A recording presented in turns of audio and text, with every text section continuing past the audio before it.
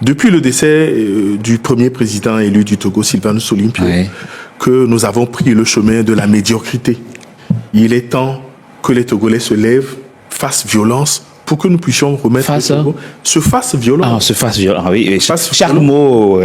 Se fasse violence pour que nous puissions remettre le Togo sur les rails de cette Nous aspirons. Dans la nature de l'homme et des peuples d'aspirer au mieux-être, de vouloir le meilleur. Ça, on ne peut pas l'enlever à un peuple. Et en l'occurrence, au peuple togolais, ils ont le droit. Si vous étiez togolais, je vous aurais dit, ils sont togolais comme vous. Le Togo leur appartient aussi. Et qu'ils veuillent vivre mieux, avoir plus d'espace de liberté, et manger à leur faim, se soigner et scolariser les enfants, c'est leur droit. On peut l'entendre au moins. Et faire des choses dans ce sens, non? Bien sûr. Ce serait immoral de s'inscrire en faux face à cette allégation-là. Oui. En revanche, ce que je condamne en fait sont les méthodes. Les méthodes. Je pense que, de mon point de vue, simple point de vue d'un observateur, et surtout panafricain, je suis vraiment panafricain. Ah ouais? Je me dis, bien sûr, à fond, j'ai failli dire encore à fond la caisse. Bon.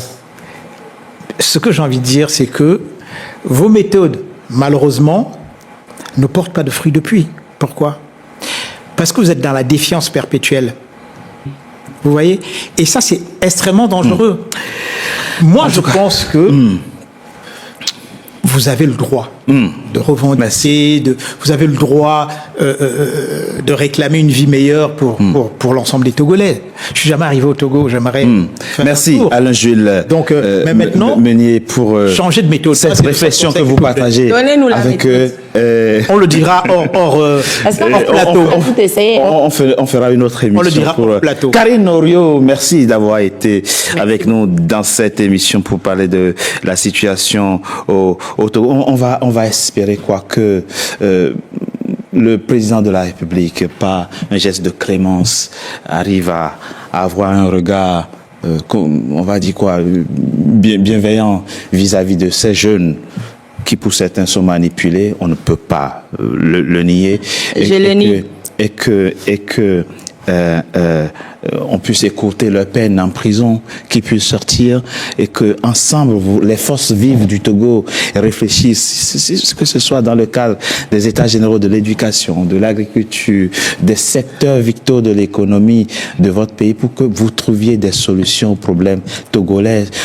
Vous êtes des frères, des cousins, vous pouvez vous entendre. Nous voulons qu'ils libèrent le Togo. Nous voulons qu'ils libèrent nos prisonniers.